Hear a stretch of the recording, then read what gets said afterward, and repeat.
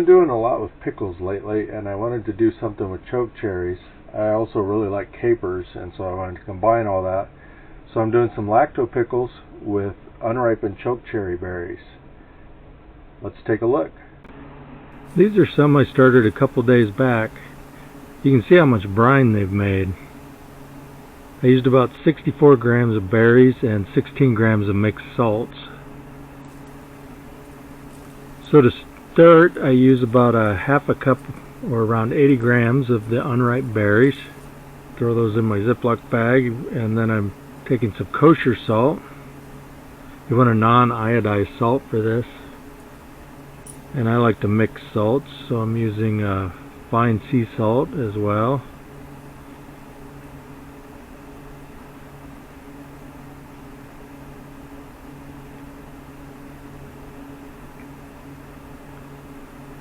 And then a little kosher sea salt.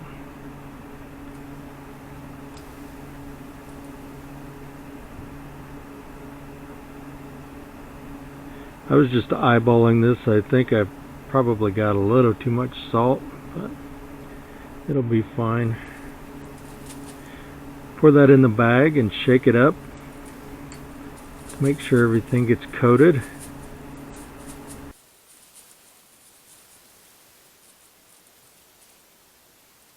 And then you want to label this with the date and the amounts for future reference.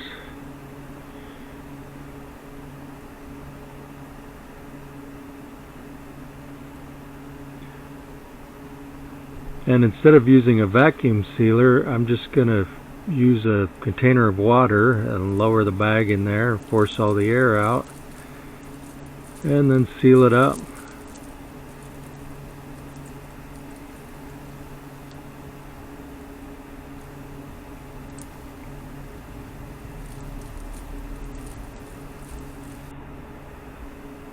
That's all there is to it.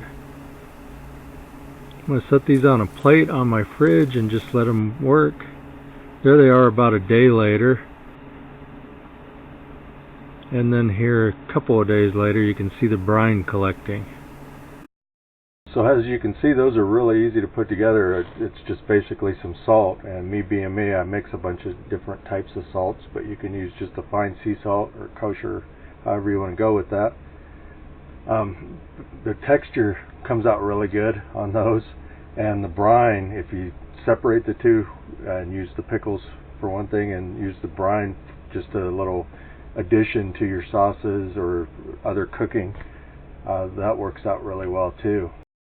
So use the brine like you would a vinegar, or just a salt addition to your regular cooking, and it just gives a great boost.